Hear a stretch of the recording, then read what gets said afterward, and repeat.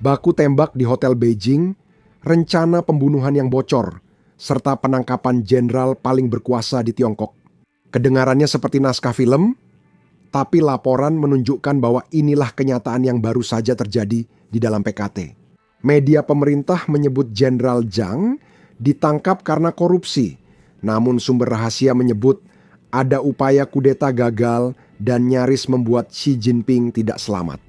Semuanya dimulai ketika Tiongkok mengumumkan bahwa mereka sedang menyelidiki jenderal nomor satunya, Zhang Yuzhou, dan seorang anggota komisinya, Liu Xingli.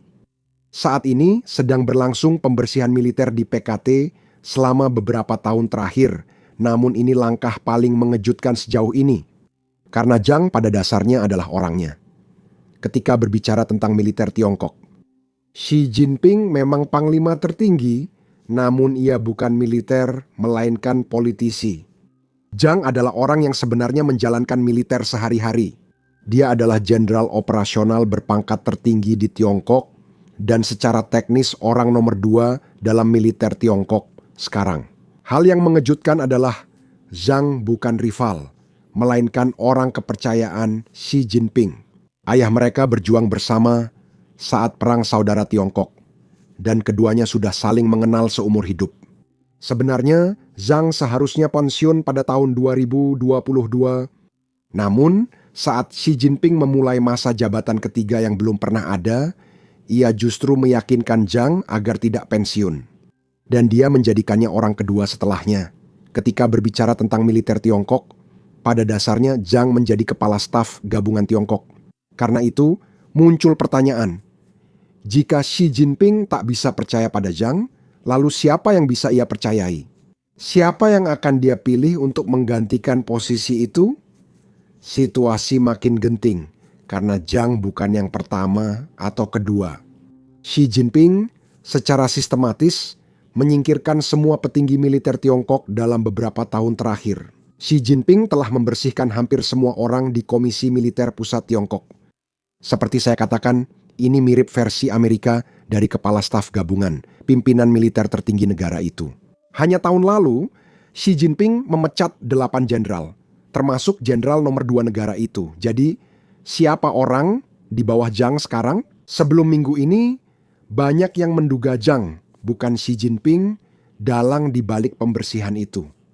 Sekarang Zhang sudah tiada, membuat kita bertanya-tanya apa yang sebenarnya terjadi. Mari kita lihat cerita yang memberi detail tentang apa yang terjadi dan alasan Zhang tiba-tiba dicopot dari jabatannya. Saya ingin memberi disclaimer karena cerita ini terdengar gila. Alasan saya membagikan cerita ini kepada kalian hanyalah karena penulis atau pembagi cerita ini. Nah, mereka mengumumkan penangkapan Zhang sebelum pejabat Tiongkok benar-benar mengumumkannya, yang cukup menarik. Menurut saya, perbedaan waktu tidak besar, hanya beberapa jam lebih awal dari pengumuman resmi. Itu alasan saya ingin membagikan cerita ini. Saya kurang yakin kebenarannya, jadi saya sampaikan dulu sebelum membaca. Mari kita lihat. Cerita ini berasal dari Shang Yu, dan dia adalah seorang aktivis hak asasi manusia Tionghoa Kanada. Menurutnya, pada tanggal 19 Januari, jadi beberapa hari sebelum pengumuman resmi dibuat, seorang temannya yang dia sebut sebagai Tuan X, kita sebut saja dia sebagai informan. Informan memberitahunya bahwa Zhang Yuzhou ditangkap dan kemungkinan terjadi sesuatu yang besar di Partai Komunis Tiongkok. Saat itu, dia terlalu sibuk untuk mempublikasikan panggilan ini. Namun akhirnya, dia menerbitkan transkrip percakapan tersebut. Tuan X, informan kita, menyebut Zhang dan Liu sebagai anggota komisi militer lain. Keduanya sedang bersiap untuk bergerak melawan Xi Jinping pada malam tanggal 18 Januari 2026 waktu Beijing. Hari itu, Xi Jinping berencana menginap di hotel di Beijing Barat. Dalam beberapa tahun, Xi tidak punya tempat tinggal tetap dan sering berpindah lokasi.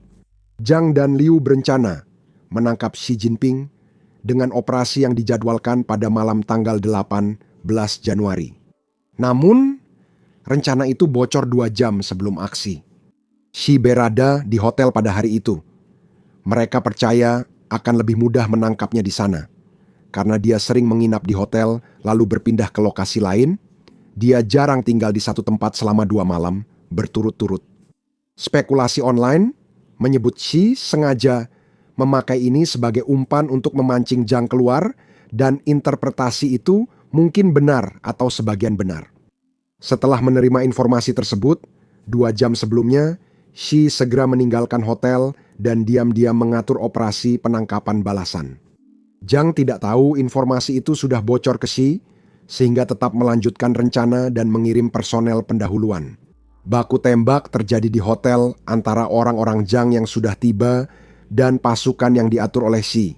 9 pengawal Xi dan puluhan orang Zhang tewas. Pada saat inilah Xiang Yu, seorang aktivis hak asasi manusia, bertanya, "Di mana orang-orang Zhang saat itu? Apakah mereka dikerahkan di satu lokasi atau ditempatkan secara terpisah?" Informan menjawab, ia tidak diberitahu. Masalah utamanya, Xi menginap di sana dan pasukan sudah dikerahkan.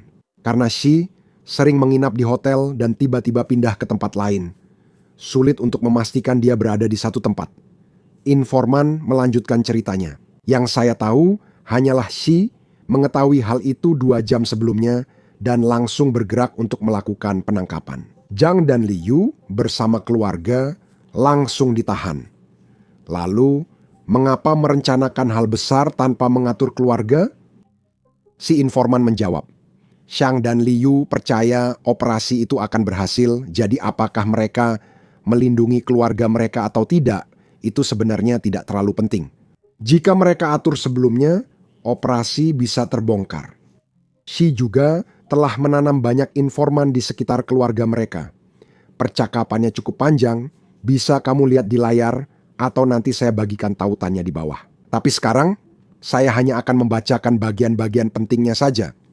Dalam panggilan itu, informan berkata kejadian ini sangat menakutkan Xi.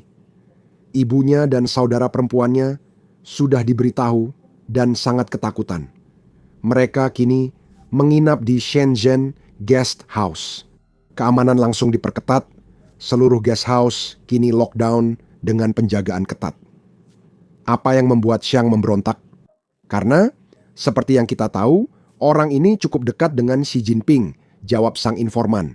Kemungkinan besar dia dipaksa untuk melakukannya. Xi Jinping terus-menerus melakukan pembersihan terhadap orang-orang. Tak ada yang benar-benar setia padanya, sehingga jadi lingkaran setan. Xi sangat curiga dan sempit, tak percaya siapapun. Orang-orang di sekitarnya hidup dalam ketakutan terus-menerus, dan semakin takut mereka. Semakin hati-hati mereka, semakin hati-hati pula penampilan mereka, semakin terlihat tidak normal, dan semakin mudah terjadi kesalahan. PKT pada dasarnya adalah kotak hitam, sehingga semua orang selalu bersekongkol dan waspada. Itu memang benar. Politik Tiongkok jauh lebih tertutup dibandingkan hampir semua negara lain di dunia, bukan? Korea Utara sangat tertutup, tapi Tiongkok jauh lebih ekstrim. Rusia bahkan kalah jauh. Kita tidak tahu cerita ini benar atau tidak, atau seberapa banyak kebenarannya, tapi memang terdengar dramatis sekarang. Hal menarik lainnya yang mereka bicarakan adalah kata-kata dalam pengumuman yang dikeluarkan pemerintah Tiongkok.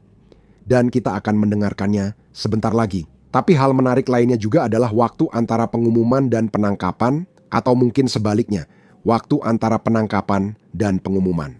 Sebelumnya, saat pembersihan serupa tahun lalu, PKT biasanya butuh berbulan-bulan untuk mengumumkan penangkapan. Rumor di internet sering beredar berbulan-bulan sebelum ada pengumuman resmi. Kali ini, pengumuman itu muncul hanya beberapa hari setelah penangkapan atau penyelidikan dimulai. Sekarang mari dengarkan pengumumannya. Anggota Politbiro Komite Sentral Partai Komunis Cina, Zhang Yuxia, Wakil Ketua dan Anggota Komisi Militer Pusat, serta Kepala Departemen Staf Gabungan Komisi Militer Pusat, Liu Zhenli diduga melanggar disiplin dan hukum berat. Komite Sentral Partai Komunis Tiongkok memutuskan menempatkan Zhang Yuxia dan Liu Zhenli di bawah penyelidikan. Sekarang, pernyataan resmi Tiongkok menuduh Zhang melakukan pelanggaran serius terhadap disiplin politik, disiplin organisasi, disiplin kejujuran, pemerintahan yang bersih, disiplin massa, dan disiplin kerja. Terdengar rumit, Jadi saya sederhanakan, intinya itu adalah bahasa PKT. Dia melakukan hal yang tidak disukai Xi Jinping dan tidak mau memberitahu kita. Beberapa hari usai pengumuman penangkapan, Wall Street Journal merilis laporan besar. Mereka mengatakan bahwa Zhang diduga ditangkap karena membocorkan rahasia nuklir Tiongkok kepada CIA. Ini jelas berita besar, jadi mari kita lihat.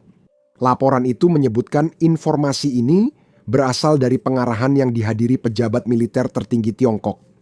Pengarahan ini sebenarnya berlangsung sebelum pengumuman publik yang kita lihat sebelumnya dalam pengarahan ini. Partai Komunis Tiongkok memberitahu semua orang yang hadir bahwa Zhang sedang diselidiki karena membentuk kelompok politik.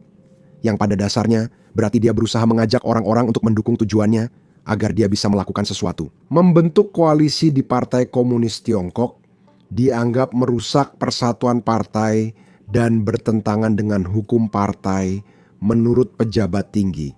Dia juga diselidiki karena menyalahgunakan wewenang di Komisi Militer Pusat, badan militer tertinggi Partai Komunis Tiongkok.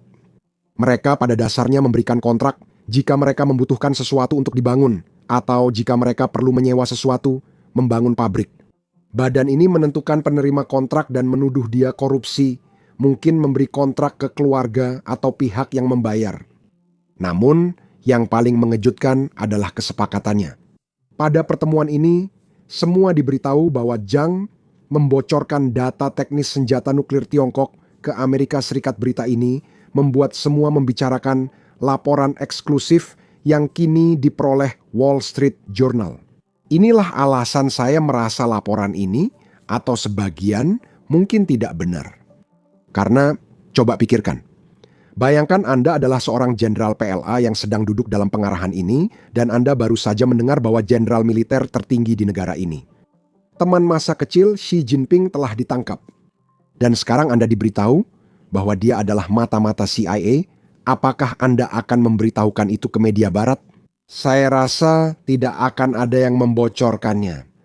Yang lebih mungkin, bukan hanya menurut saya, tapi juga menurut banyak orang yang mengamati Tiongkok dengan sangat dekat, bahwa ini mungkin adalah kebocoran yang sudah mendapat izin.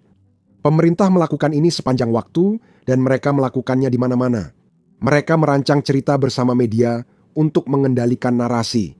Kini, tampaknya tujuan PKT dengan kebocoran ini hanya untuk mengendalikan narasi di luar negeri. Karena tampaknya media milik negara Tiongkok, surat kabar yang benar-benar dibaca oleh rakyat Tiongkok, ya, media itu hanya mencantumkan 5 kejahatan yang sudah kita bahas tadi. Dia hanya melanggar disiplin partai. Mereka membicarakan itu tanpa menyebut rahasia nuklir atau CIA. Detail itu hanya ada di media asing. Jika Zhang benar-benar menjual rahasia nuklir ke Amerika, bukankah itu akan menjadi berita utama di dalam Tiongkok? Bukankah PKT ingin mempermalukannya di dalam negeri? Fakta bahwa mereka hanya menyebarkan cerita CIA ke audiens luar negeri menunjukkan ini propaganda untuk membuat Zhang tampak seperti pengkhianat di mata asing dan kemungkinan mengalihkan perhatian dari kejadian sebenarnya. Mungkin memang ada kudeta atau semacamnya dan mereka tak ingin pihak asing menyelidikinya sekarang. Ini mungkin belum sepenuhnya berakhir karena Zhang ini memang punya banyak pendukung, baik dari kalangan sipil maupun tentu saja dari militer. Saya yakin Xi Jinping ingin menyingkirkan siapapun yang tidak loyal padanya. Baru-baru ini, PKT meningkatkan keamanan di sekitar lapangan Tiananmen. Ketika penangkapan diumumkan, polisi dan barikade dipasang di sekitar alun-alun utama dan situasi siaga tinggi. Saya pikir mereka sudah mengantisipasi protes atau kemarahan karena saya tidak tahu apakah kalian masih ingat. Jika pernah melihat lapangan Tiananmen, pasti tahu itu. Banyak protes tahun 1989 bermula setelah seorang pemimpin populer Partai Komunis Tiongkok wafat. Orang yang ingin membantu generasi muda dan membuka partai serta negara lebih luas dan cepat. Saat dia meninggal, para pemuda tampak kehilangan harapan negara ini bisa lebih baik bagi mereka. Dan itulah sebabnya mereka mulai melakukan protes di lapangan Tiananmen. Jika kalian belum menontonnya, saya sangat menyarankan kalian untuk melihatnya. Tapi jelas, cerita ini belum berakhir. Penyelidikan masih berlangsung. Zhang Yuzhao belum dihapus dari situs web. Meskipun mereka sudah membuat pengumuman tentang penyelidikan tersebut, foto dan namanya masih ada di situs web PKT, hal yang jarang terjadi menurut laporan yang saya lihat. Jadi mungkin saja sesuatu bisa terjadi, pastikan tekan tombol subscribe di bawah. Saya Sam, sampai jumpa di video berikutnya. Salah satu tantangan membuat video seperti ini adalah menampilkan banyak serangan drone, meski tanpa melukai manusia atau tentara Rusia. YouTube biasanya mendemonetisasi atau membatasi video kami. Bahkan dalam seminggu terakhir, menurut YouTube, 4 video kami didemonetisasi. Menampilkan serangan drone atau bahkan cuplikan dari garis depan tidak ramah bagi pengiklan, dan itulah sebabnya video-video tersebut dibatasi. Tapi inilah kenyataan perang modern, dan inilah perang yang sedang dihadapi, serta coba untuk bertahan oleh orang-orang Ukraina. Kami yakin penting untuk meliput hal ini, sehingga kami meluncurkan Basics Insider yang kami bangun sendiri tanpa batasan. Kami tidak perlu mengaburkan serangan drone, rekaman garis depan, atau pangkalan udara Rusia yang hancur. Kami juga tidak menayangkan iklan di situs itu. Dengan begitu, kami tak perlu menyensor diri karena pengiklan tak suka liputan kami. Situs ini didanai dari dukungan Anda, bukan iklan. Jadi, jika Anda adalah seseorang yang tertarik dengan liputan seperti ini, dan jika Anda ingin menonton video kami tanpa sensor dan mendapatkan konten bonus yang tidak bisa kami unggah di YouTube, maka pastikan untuk bergabung bersama kami di basicsinsider.com. Anda juga bisa klik tautan di deskripsi atau pindai kode QR di layar Anda. Dengan bergabung, Anda bisa menonton semua konten yang sudah kami unggah dan semua video yang akan kami unggah di masa depan. Anda juga mendukung liputan dan channel kami. Terima kasih. Saya Sam, sampai jumpa di video berikutnya.